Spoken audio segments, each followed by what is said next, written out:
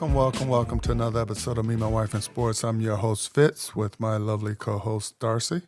Hello. Happy New Year. I'm saying that all week. Yeah, that for the whole month. I think she's going to say it. Yeah, I probably will. So, and yes, Happy New Year to everyone. A lot's been happening in the NFL. Yes. I mean, with all these coaches being fired. NFL. Man. Fired. And just all these different teams in the playoffs. Sort of go down the list. And one in particular, which was a shocker, which is the Ravens coach. Oh, yeah. Start with the shocker. Well, thus far. Right. As of this taping, the biggest name was Harbaugh. Yeah, that was a shocker. Did anybody see it coming? Probably not, but it's not too surprised that he was let go because, you know, he had a good run. 18 years, Super Bowl, and several conference and division championships. But sometimes you just need a little change to shake things up. Now, with that said, another team that has fired his coach, Cleveland, which Harbaugh is from Ohio, and his family on his father's side, I believe it is, are big Cleveland fans. So he went to school in Cleveland, high school and all that. So how cool would it be to go back and coach in your home state? Right, yeah. You know? So I'll be honest with you, I think it'd be a good thing for Cleveland too on what he brings. And players respect him, which is key. Yeah, I just can't imagine. They said that when he found out as the players found out and the players were going into the office and they were crying with him and hugging him as they were saying goodbye. 18 years with a company, you know, that's hard. It's hard to say goodbye no matter what the reasons are for saying goodbye. So whether it was time or not, right? Oh, based on business reasons, right? You still have a lot of emotional ties to that company because you were there for 18 years. Right. So you have that. That's one thing. But then they only won one Super Bowl. You were surprised at that. Even you thought they had won more than one Super Bowl, but they hadn't. So when you start looking at the business reasons, you know, my goodness. And that's what it boils down to. Because Jerry, he can't fire himself. So right. But we're not talking about Jerry right now. So everybody want to talk about Jerry. Okay, get off my Jerry. Even though I got to talk to Jerry about that toupee, though. I'm not feeling that. Uh-oh. She opened the door. But that's between me and him. We'll get there. Business reasons. Yeah, at the end of the day, it is a business. It's a business. You know, and maybe he was a little more comfortable because he had been there that or maybe long. he had got too comfortable. And if I'm the owner and I'm paying you, I want to see results. Yeah, you know, like I said earlier, I paid Lamar. Right. What Lamar came up with, what Lamar and his mama came up with, he didn't have an agent. I'm talking about Lamar and his mama at the kitchen table. You know, so they came up with some crazy nonsense, and the two of them in the contract, and I paid it. Now I'm the owner, right? I paid it because you wanted Lamar. And then I got you Derrick Henry. Right. And then I keep paying Mark Andrews, who ain't doing nothing.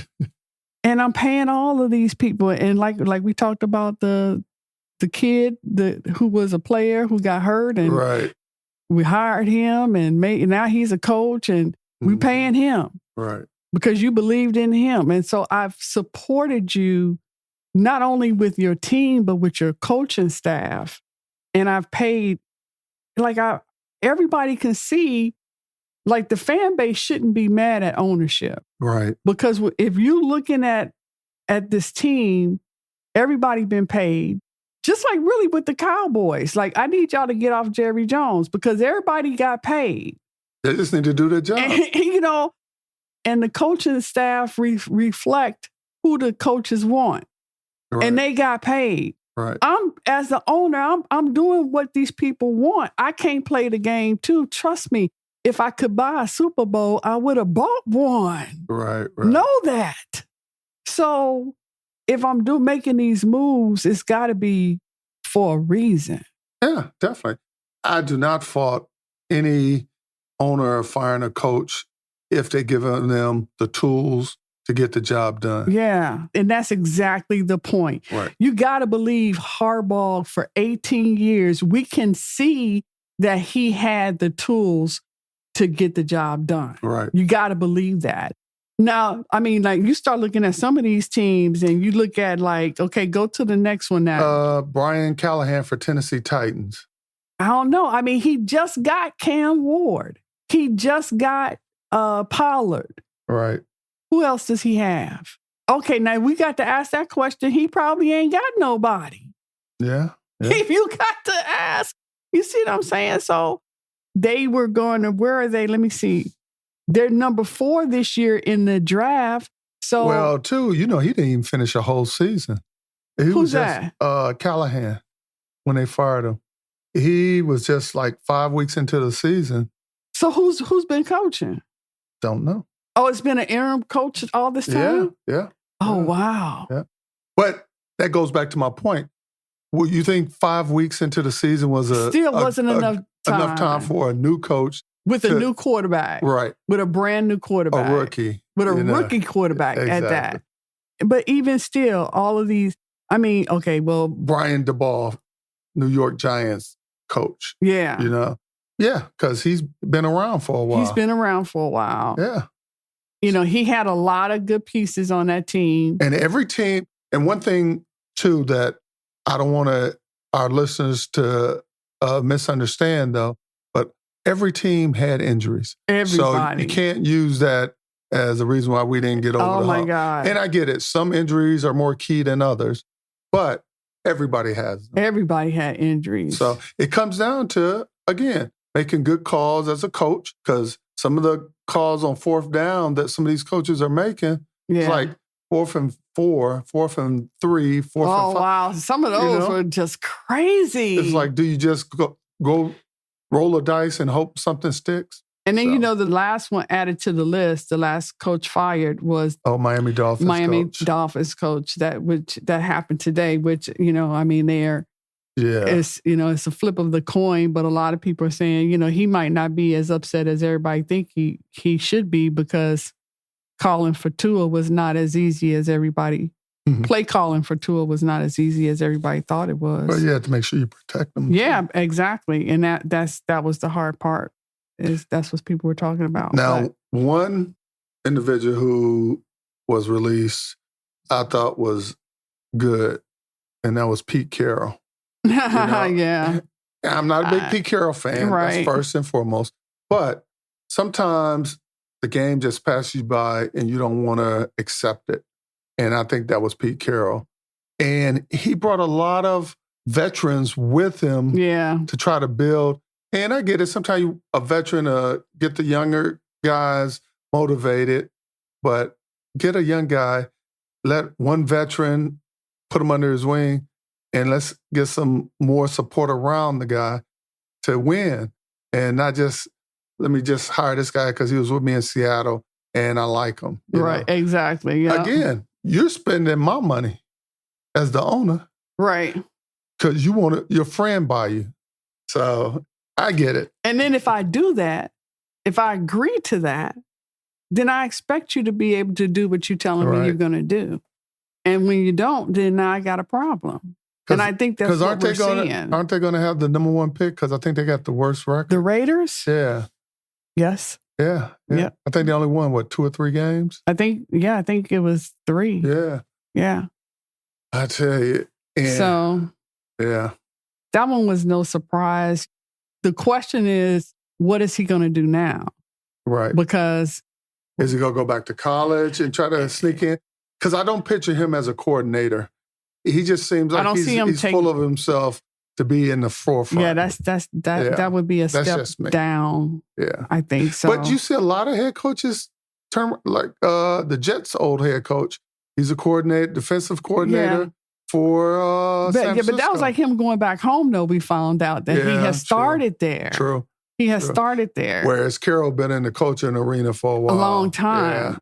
And that was his first, I think, head coaching job. Didn't you say that Saleh had been on staff at San Francisco a couple of times. Oh, yeah.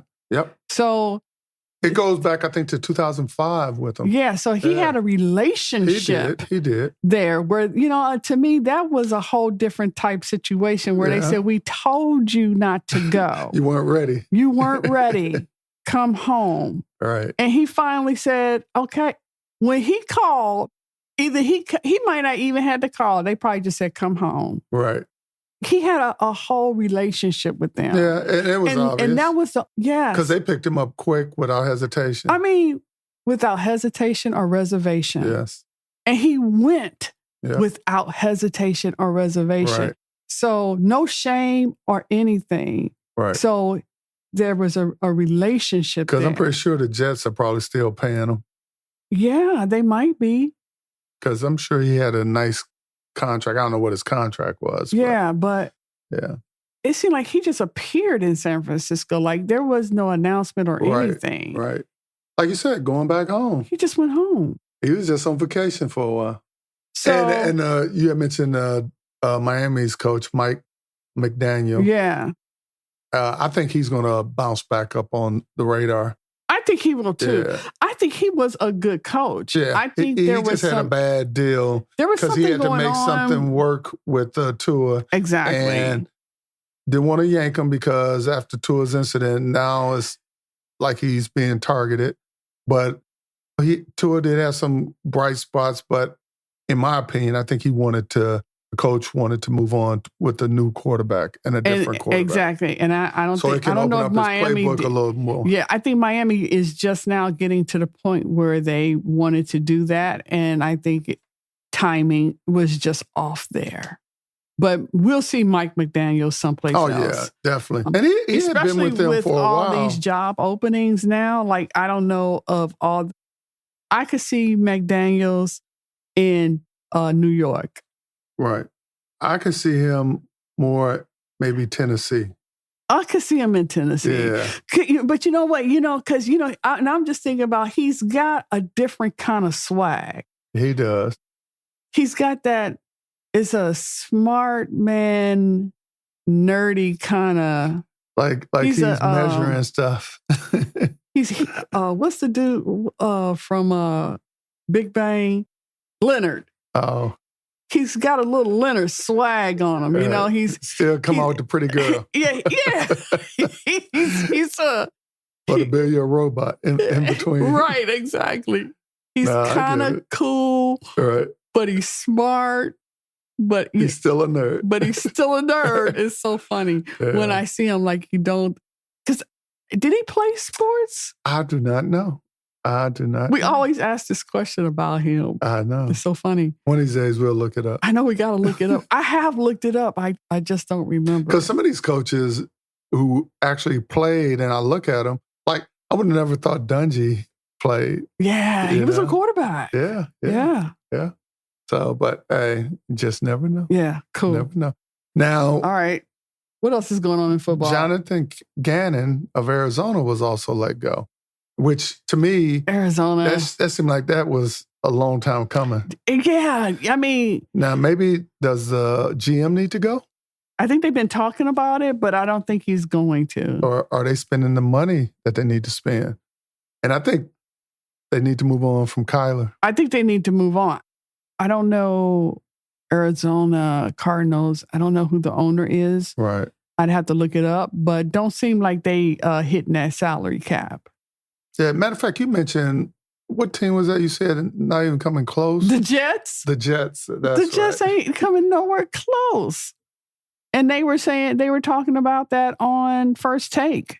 And that's what they were saying, that the fans and everybody just needs to just boycott because the owners are not spending the money. So they just want to collect the money, but don't want to spend They just collecting the money, and they're not really investing in the team. And because you're not investing in the team, you're not investing in the fan base. I think with some of these owners, owners who have that sports rivalry and the business savvy, I think are good owners. And those who just business and don't know which end of the football is which, because it's just a business to them. And that's the new generation that's coming in, and That's the problem. They start selling, they selling off the teams, and you get these conglomerates that are owning it, and it's going to start to look different. And team jerseys and stuff going to have advertisement all over it. We was just watching that clip of them interviewing Jerry, and they was asking him, like, what was it going to, they were asking him, when was he going to give it up? And he said he only had 2 Super Bowls as an owner. Right. And he said, Robert, talking about Kraft, Mr. Kraft had, 5? And I think he's asking the same question I'm asking. So I think Robert Kraft has 5 or 6. He said, so that means what? I need 3 more Super Bowls. Right. So apparently I ain't going nowhere. I ain't giving nothing up until I get 3 more Super Bowls. Right. So that's the competitiveness. Exactly. That's the difference in, and that's what I was saying earlier about the owners. It's like, I think when you have those kind of owners, they're going to put the money in, because if they could buy a Super Bowl, trust and believe, I believe they would. And technically, they are trying. They trying their best. By paying that quarterback, that coach, by that paying lineman. Exactly. The ones that you see making them big payments, and I'll speak to my own team, paying Dak that crazy money that, we all thought Jerry was crazy for paying him the money. But hey, he's living up to that's an owner paying somebody what he feels is all he can do to buy that Super Bowl. And Dak is doing all he can do because his numbers are showing it. And now they are. But when he wrote that check, they wasn't. And when he signed that contract, they wasn't. But now they are starting to. So my point is, like, money can't buy you everything. Exactly. Because, you got to know, if you got an owner like we got, if he could, he would. Trust and believe. Right. I know because he sat there I think it was a couple of days ago, and he was like, don't y'all know I would if I could? Mm-hmm. But I wanted to. I want 3 more because I got that competitiveness too. And I think he's always had it. And I don't know. The Cowboys are being the Johnson family. I mean, Jones family forever. Yeah. I don't know how people... It'll be like the Steelers, how their team has... been in the Rooney family. Yeah. It's just going to get handed down and down and down. And speaking of that, I hate to say it, but I think the days of coaches like Tomlin is gone. He's the last one standing. So, because he's 19. He's 19 years with his organization, right? Yeah. Oh, wow. And I think he has 2 Super Bowls. Okay. Yeah. I don't foresee any other team doing that again. That's a long time. Even the Steelers, I think, going to change with times where they're going to rotate coaches out. Yeah.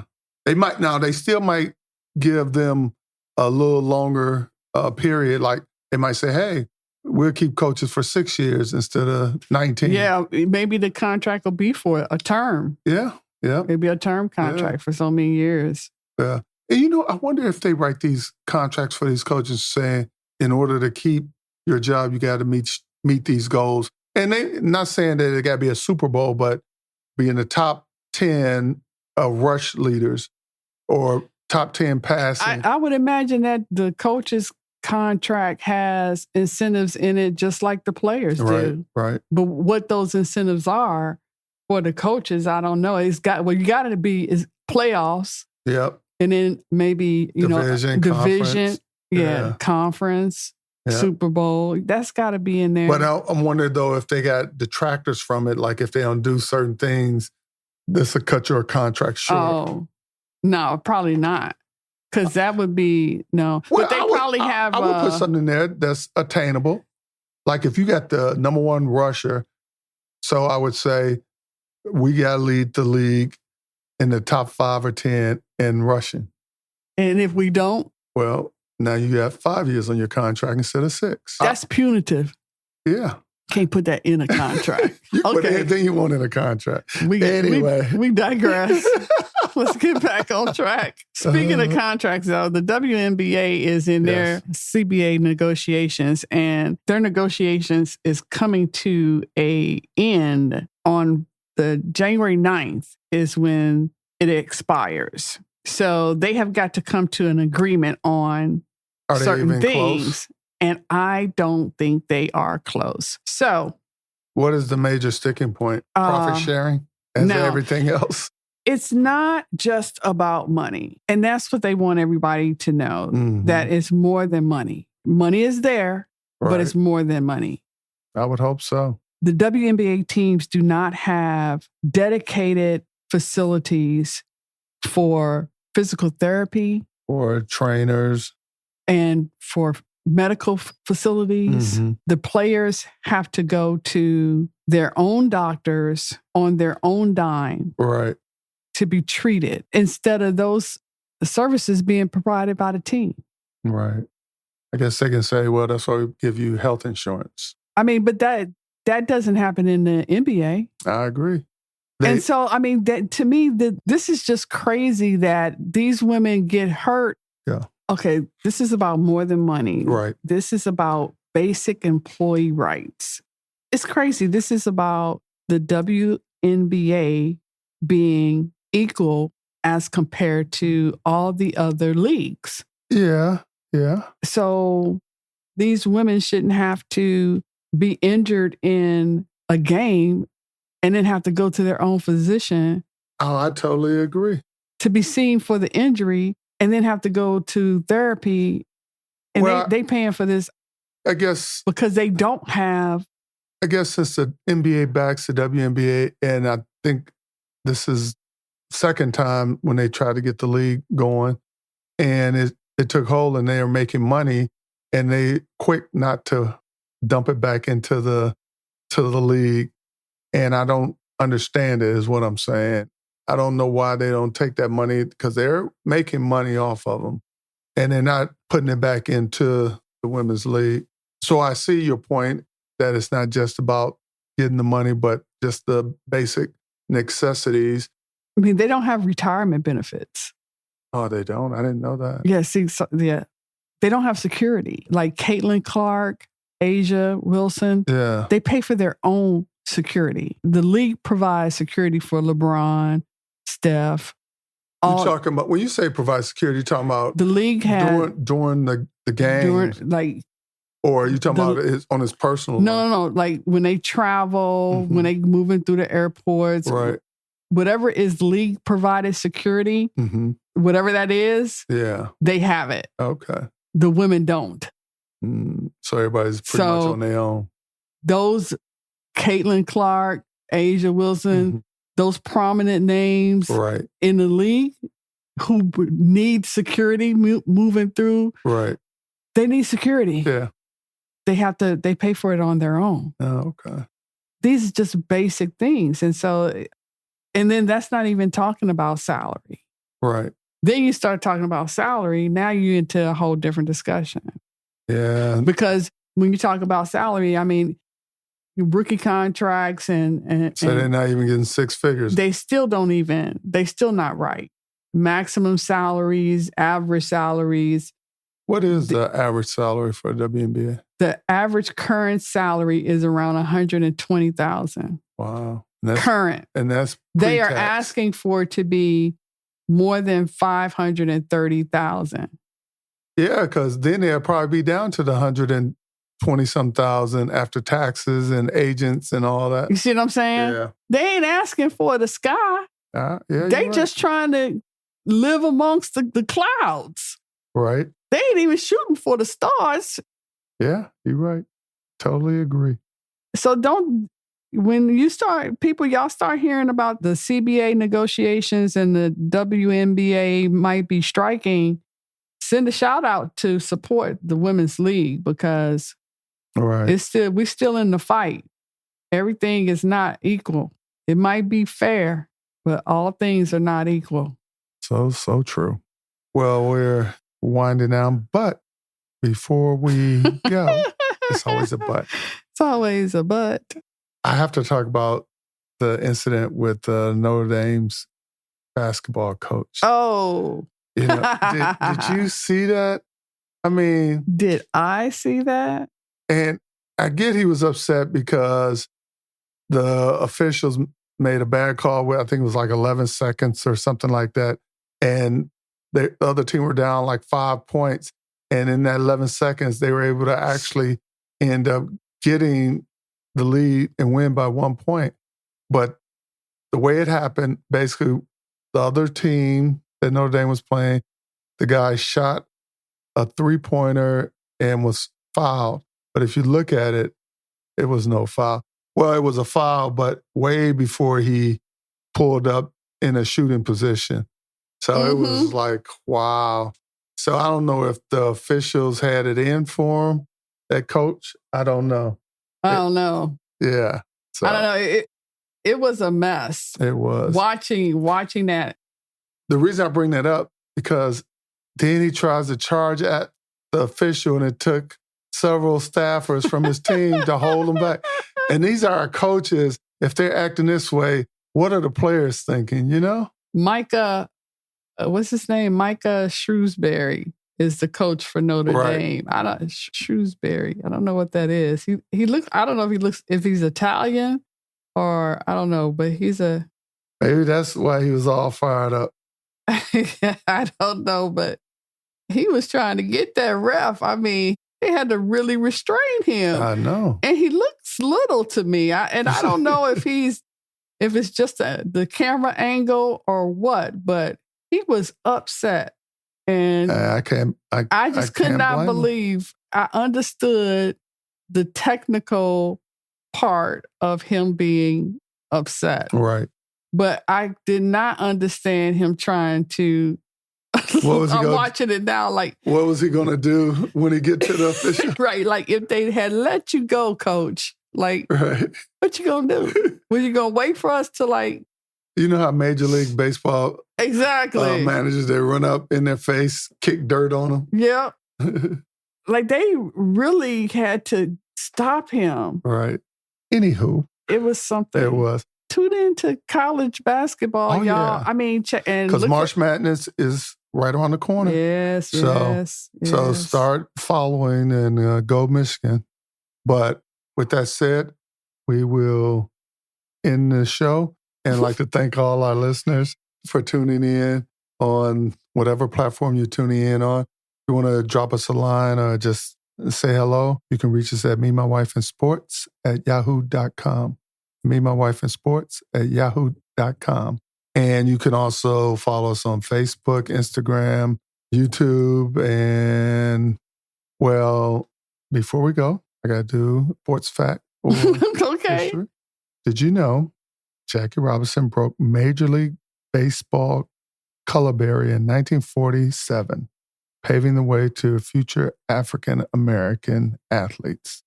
And that's my little known history fact for today. All right.